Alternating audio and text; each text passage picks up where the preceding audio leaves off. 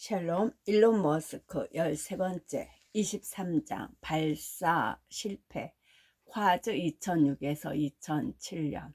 첫 번째 발사. 오토바이 타러 갈래? 아침 6시에 일어난 김벌이 같이 일어난 일론에게 물었다.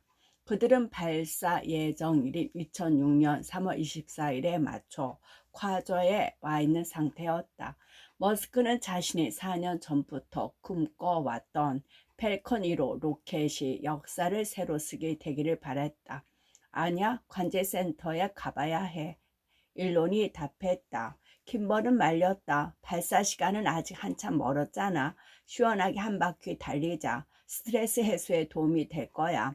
일론은 고개를 끄덕였고 두 사람은 일출을 감상할 수 있는 절벽을 향해 맹렬한 속도로 내달렸다. 절벽에 선 일론은 한참 동안 말없이 먼 곳을 응시하다가 관제실로 향했다.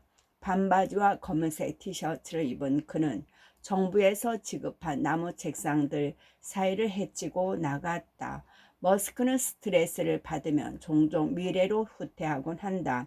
임박한 주요 이벤트에 집중하고 있는 엔지니어들에게 화성 착륙 계획이나 운전대 없는 로봇택시, 컴퓨터에 연결할 수 있는 이식형 두뇌 칩 등 몇 년 후에나 가능한 일들에 대한 세부적인 질문을 던져 그들을 놀라게 하는 것이 그런 형태의 대표적인 사례다.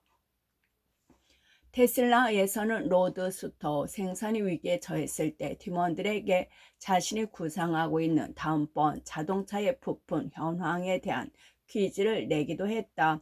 화재에서 펠컨 1호의 첫 발사 카운트다운이 마지막 1시간 이내로 접어들자 머스크는 엔지니어들에게 멀린 엔진 5개를 장착할 미래의 로켓인 펠컨 5호에 필요한 부품에 대해 질문했다.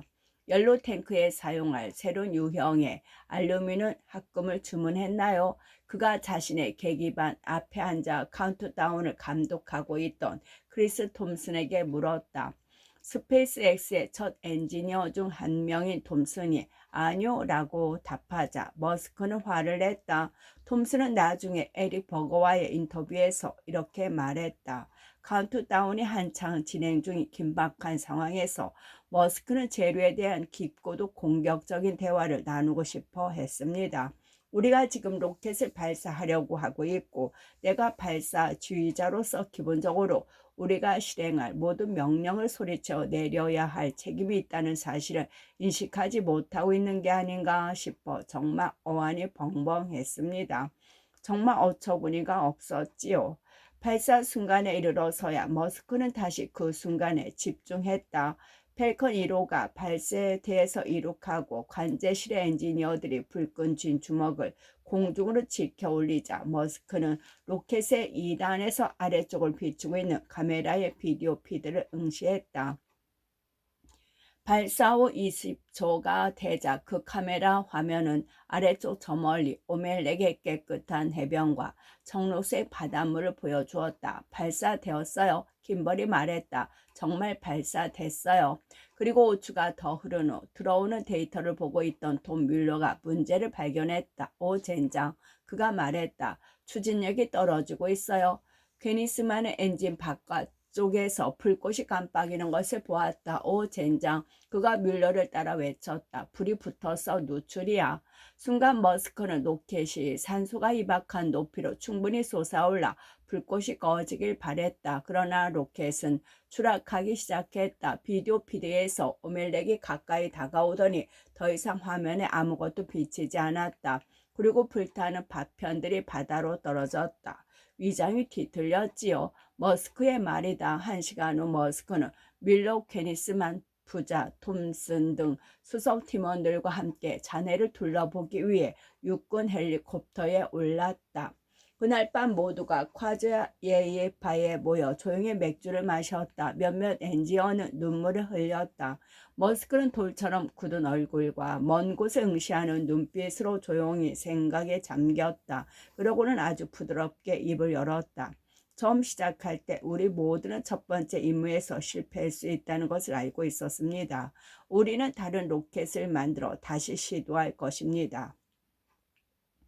머스크와 스페이스 X 팀원들은 다음날 현지 자원봉사자들과 함께 오멜레 해변을 걷거나 작은 보트를 타고 해안을 흩으며 파편들을 수거했다.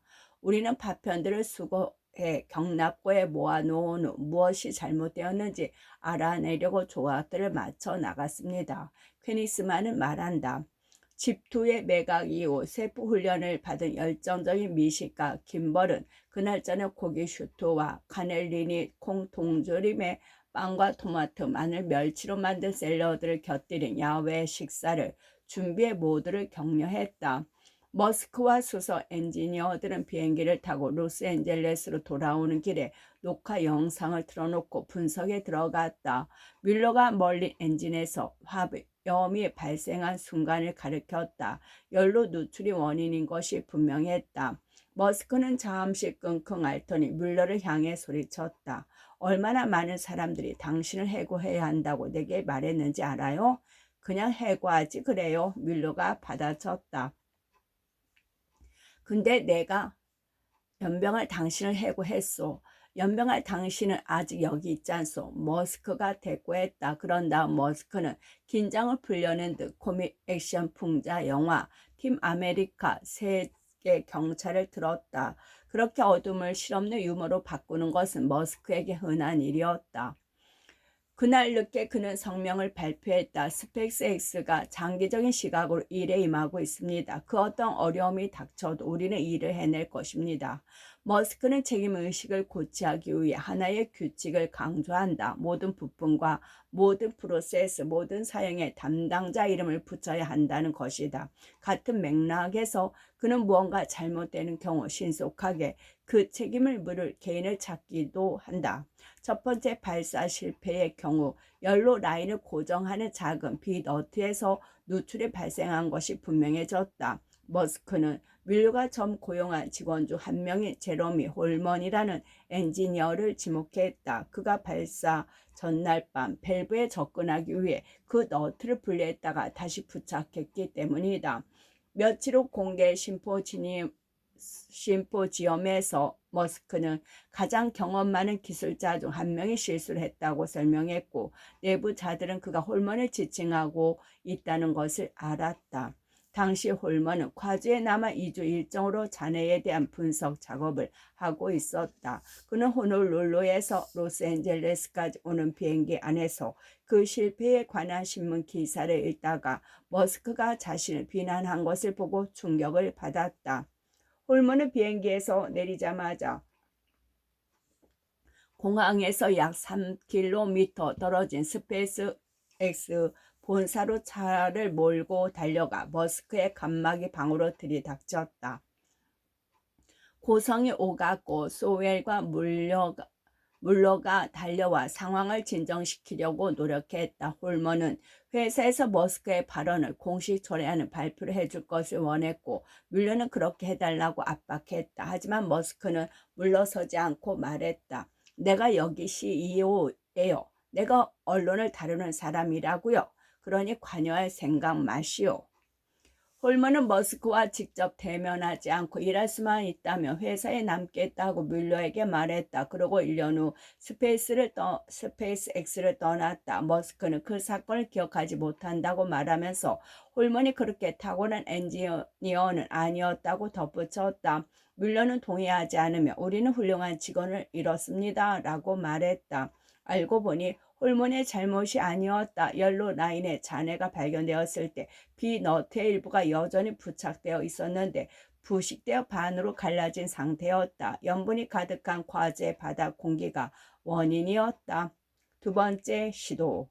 첫 번째 발사가 실패한 후 스페이스X는 더욱 신중해졌다. 팀은 로켓의 수백 가지 구성 요소 각각에 대한 세부사항을 면밀히 테스트하고 기록하기 시작했다. 이번에는 머스크도 모든 사람에게 광속으로 움직이라고도 조심성은 개나 저버리라고도 하지 않았다. 그렇다고 그가 가능한 모든 리스크를 제거하려고 애쓴 것은 아니었다. 그렇게 하면 스페이스X 로켓 역시 원가가 싼 계약으로 가격을 잔뜩 부풀린 업체들의 로켓처럼 비용이 많이 들고 늦어질 게 분명했다. 그래서 머스크는 모든 구성 요소와 그 원자재 가격, 납품을 받는 경우 공급 업체에게 지불하는 비용, 그리고 그 비용을 절감할 책임이 있는 엔지니어의 이름까지 포함된 차트를 작성하도록 했다. 회의에서 그는 때때로 프레젠테이션을 하는 엔지니어보다 자신의 관련 수치를 더 잘 알고 있음을 보여주곤 했는데, 이는 당연히 당사자에게 결코 유쾌한 경험이 아니었다.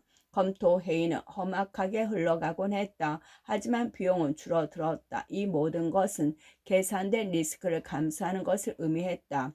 예를 들어 머스크는 펠컨 1호의 첫 번째 비행을 부식시켜 실패로 이끈 빅너트의 값싸고 가벼운 알루미늄을 사용하도록 승인한 장본인이었다. 또 다른 예는 슬로싱 액체의 술렁거림이라고 알려진 현상에 관련이 있다. 로켓이 상승할 때 탱크에 남아있는 연료가 출렁거릴 수 있는데, 이를 방지하려면 탱크 내벽에 단단한 금속 고리를 부착해야 한다. 엔지니어들은 펠컨 1호의 1단에는 이 작업을 했지만 2단에 그렇게 질량을 추가하는 것은 더 큰 문제를 야기할 수 있었다. 2단은 궤도까지 밀어 올려야 하기 때문에 질량을 추가하는 데 더 큰 부담이 따랐다. 케네스만의 팀은 슬로싱에 따른 리스크를 테스트하기 위해 다양한 컴퓨터 시뮬레이션을 실행했다. 극히 일부 시뮬레이션 모델에서만 그것이 문제가 되는 것으로 나타났다. 연구팀이 작성한 사항이 15가지 리스크 목록에서 첫 번째는 로켓셀에 사용하는 얇은 소재가 비행 중에 휘어질 가능성이었다. 2단 연료 탱크의 슬로싱 리스크는 11번째 차지였다. 머스크는 케니스만을 비롯한 다른 엔지니어들과 함께 목록을 검토한 후 슬로싱을 포함한 일부 리스크를 수용하기로 결정했다. 이러한 리스크의 대부분은 시뮬레이션만으로 그 발생 가능성을 판단할 수 없었다. 슬로싱 리스크는 실제 비행을 통해 테스트해야 했다. 그 테스트는 2007년 3월에 이루어졌다. 1년 전과 마찬가지로 발사는 순조롭게 시작되었다. 카운트다운이 제로에 도달하자 멀린 엔진이 점화되었고 펠컨 1호가 우주를 향해 힘차게 솟구쳐 올랐다. 이번에는 머스크가 로스앤젤레스에 있는 스페이스 X 본사의 관제실에서 지켜보고 있었다. 예스, 우리가 해냈어요. 윌러가 외치며 머스크를 껴안았다. 2단 로켓이 예정대로 분리되자 머스크는 입술을 깨문 후 미소를 짓기 시작했다. 축하합시다. 머스크가 말했다. 그 영상을 두고두고 다시 볼 거예요. 5분 동안 샴페인 2병을 따기에 충분한 그 시간 동안 승리의 환희가 흘러넘쳤다. 그러다 갑자기 물러가 영상에서 무언가를 발견했다. 2단 로켓이 흔들리기 시작한 것이다. 데이터 피드는 그의 두려움을 확인시켜 주었다. 곧바로 슬러싱 때문이라는 것을 알았습니다. 그는 말한다.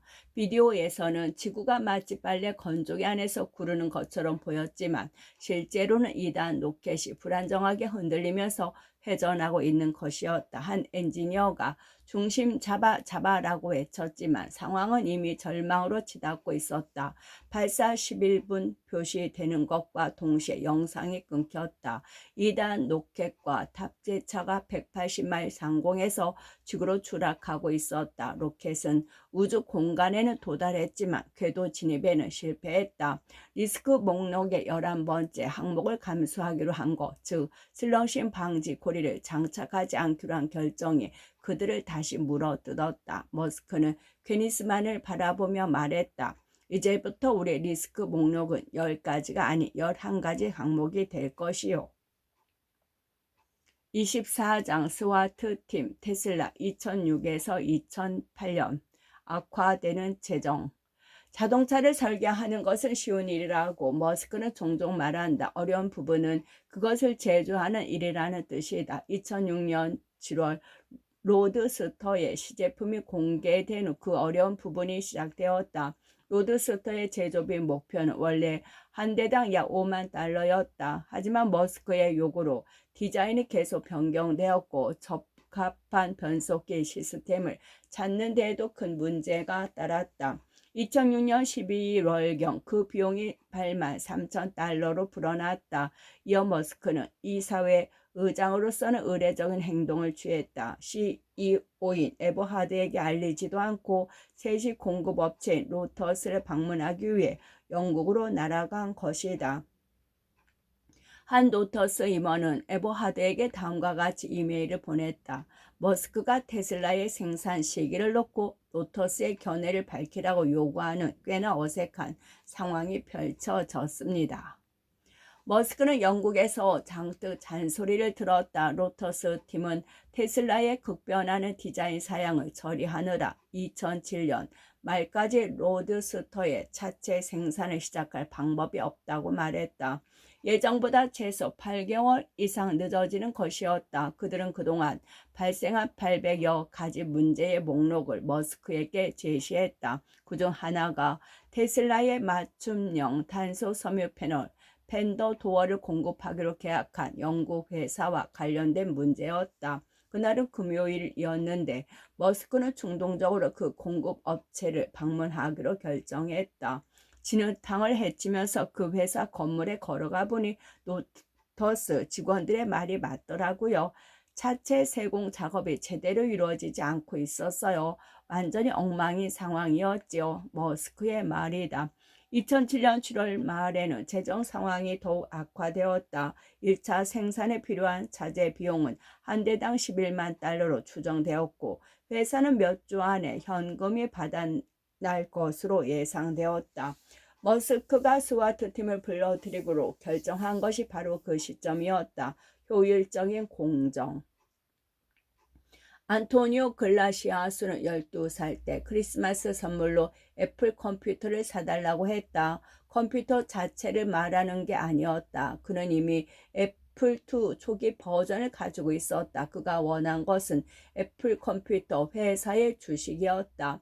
미시간주 그랜드 레피지에서 작은 란제리 가게를 운영하던 그의 어머니는 스페인어밖에 할 줄 몰랐지만 어찌어찌 해서 300달러의 애플 컴퓨터 주식 10주를 그에게 사주었다. 그는 여전히 그 주식을 보유하고 있다. 현재 그 가치는 약 49만 달러에 이른다.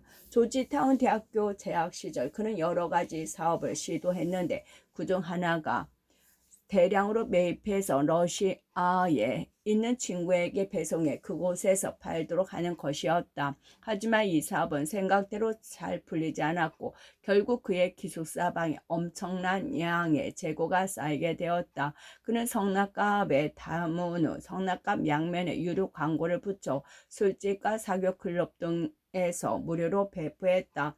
대학 졸업 후 그는 뉴욕의 골드만삭스에 취직했지만 다시 시카고 대학교 로스쿨에 진학하기 위해 그만두었다. 대부분의 법학 대학원생, 특히 시카고 대학교와 같은 곳의 법학 대학원생은 학업이 너무 버거워 한눈팔 여유가 없다고 생각하지만 그라시아스는 지루함을 느꼈다. 그는 부업으로 소규모 기업을 인수하는 벤처 펀드를 출범시켰다. 그는 특히 유망해 보이는 회사가 있었는데 바로 캘리포니아 소재의 전기도금 전문 업체였다. 하지만 살펴보니 그 회사의 상태는 엉망이었다. 글라시아스는 캘리포니아로 출퇴근하며 공장의 문제를 해결하기 위해 노력했고 로스쿨 친구인 데이비스 섹스가 그를 대신해 강의를 필게 주었다. 안토니오 그라시아스와 데이비드 섹스 이 두 사람의 이름을 기억해두기 바란다. 글라시아스는 그 공장의 근로자 대부분과 마찬가지로 스페인을 구사하기에 그들에게서 그곳의 문제가 무엇인지 배울 수 있었다. 회사에 투자하는 경우 모든 시간을 작업 현장에서 보내야 한다는 것을 깨달았습니다. 그의 말이다. 그가 작업 속도를 높일 수 있는 방법을 묻자 한 직원이 니켈을 담그는 통을 더 작게 만들면 도금 속도가 빨라질 것이라고 설명했다. 이 아이디어와 다른 직원들의 아이디어가 성공을 거두면서 공장은 흑자를 내기 시작했고 글라시아스의 문제가 있는 회사를 더 많이 인수하기 시작했다. 그는 이 벤처 사업을 통해 한 가지 큰 교훈을 얻었다. 성공을 이끌어내는 것은 제품이 아닙니다. 제품을 효율적으로 만드는 능력입니다. 기계를 만드는 기계를 구축하고 있는 것이 핵심입니다. 다시 말해 공장을 어떻게 설계하느냐가 중요한 겁니다. 마스크가 나름대로 정립한 기본 원칙과 같은 생각이었다. 데이비드는 로스쿨 졸업 후 머스크와 함께 페이팔의 공동 창업자가 되었다. 글라시아스는 투자자로 참여했고 그렇게 그는 머스크와 더불어 2002년 5월 30번째 생일을 축하하기 위해 라스베가스에 모인 신규 100만 장자 클럽에 속하게 되었다. 파티 참석자 중 6명이 리무진에 올라 이동하던 중 스탠퍼드 출신 친구 한 명이 뒷좌석에 구토를 했다. 리무진이 목적지인 호텔에 도착하자 다른 사람들은 대부분 서둘러 호텔로 들어갔다. 일론과 나는 서로를 바라보며 이 불쌍한 운전기사가 혼자서 차에 구토물을 주게 할 순 없다고 생각했습니다. 그라시아스의 회상이다. 그래서 그들은 운전기사와 함께 차에 올라 근처의 세븐일레븐 편의점으로 향했다. 거기서 종이 타월과 스프레이 클리너를 산 그들은 차 안을 깨끗이 청소했다. 일론은 아스퍼거증 후군을 앓고 있어서 때로 감정이 무딘 것처럼 비치기도 합니다만 그렇다고 전혀 남을 배려할지 모르는 친구는 아닙니다. 글라시아스의 말이다. 글라시아스와 그의 벤처 캐피털 회사인 벨러 매니지먼트는 테슬라의 초기 펀딩 라운드에 4차례 참여했으며 글라시아스는 2007년 5월에 이사회에도 합류했다.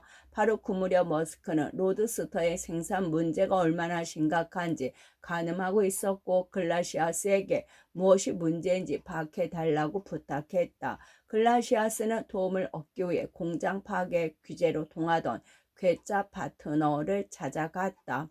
24시간 가동하는 공장. 전기도금 회사를 되살린 후 그라시아는 스위스에 작은 공장을 둔 회사를 포함해 비슷한 회사를 몇 개 인수했다.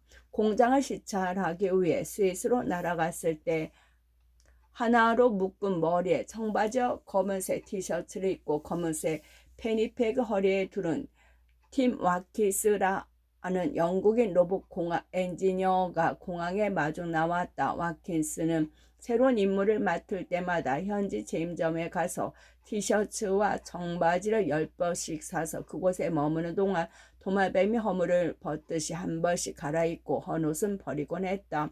여유롭게 저녁을 먹은 후 와킨스는 공장을 보러 가자고 제안했다. 글라시아스는 그곳이 야간 근무조 운영 허가를 받지 못한 공장임을 알고 있었기 때문에 와킨스와 공장 관리자가 그를 차에 태워 산업단지의 뒷골목으로 데려갔을 때 경계심을 갖지 않을 수 없었다.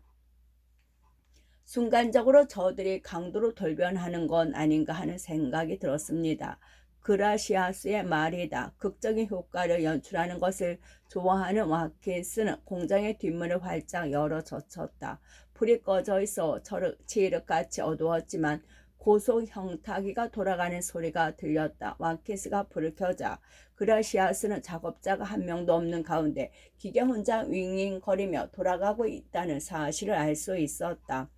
스위스의 규정에 따르면 어떤 공장이든 근로자 근무 시간을 하루 16시간 이상 운영할 수 없었다. 그래서 마켓은 두 근무자가 8시간씩 교대로 근무하는 사이사이에 기계가 스스로 작동하는 4시간을 끼워 넣어 공장이 24시간 가동하도록 만들었다. 그는 프로세스의 모든 부분에서 사람이 개입이 필요한 시점을 예측하는 공식을 고안해냈다. 그렇게 해서 매일 16시간의 노동으로 24시간의 생산량을 확보할 수 있었습니다. 와키스의 말이다. 글라시아스는 와키스를 회사의 파트너로 영입했고 이후 두 사람은 제조회사에 뛰어들어 그 회사를 더 효율적으로 만드는 방법에 대한 비전을 공유하면서 함께 방을 쓰기도 하는 등 쇼울메이트가 되었다. 그리고 2007년 두 사람은 머스크와 테슬라를 위해 다시 그 작업에 착수했다. 지구를 한 바퀴 돈 배터리팩. 첫 번째 과제는 탄소 섬유 패널과 팬더 도어를 공급하는 영국 업체와 관련된 문제를 해결하는 것이었다. 머스크가 이 회사를 방문한 이후 그곳의 경영진과 몇 차례 열띤 대화가 오갔다. 몇 달 후 그들은 전화를 걸어 포기하겠다는 의사를 밝혔다. 머스크의 요구를 감당할 수 없어 계약을 해지한다는 것이었다. 머스크는 이 소식을 듣자마자 시카고에 있는 와키스에게 전화를 걸었다. 내가 비행기를 타고 시카고로 데리러 갈 테니 같이 가서 이 문제를 좀 해결합시다. 그들은 영국에서 기계 몇 대를 비행기에 싣고 프랑스로 날아갔다. 프랑스에 위치한 소티라 콤퍼짓이라는 회사가 그 작업을 맡겠다고 했기 때문이다. 머스크는 프랑스 노동자들이 자신 많고 헌신적인 자세로 임하지 않을 것이 걱정되어 그들에게 격려의 말을 건넸다. 지금은 어떤 일이 있어도 여러분들이 파업을 하거나 휴가를 가면 안 되는 시기입니다.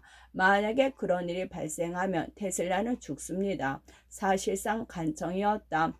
루아르 밸리의 한 사토에서 저녁 식사를 한 후 그는 와키스를 남겨두고 돌아왔다. 와키스는 그곳에서 며칠 더 지내며 프랑스인들에게 탄소 섬유를 다루는 방법과 생산 라인을 효율적으로 만드는 방법을 가르쳐야 했다.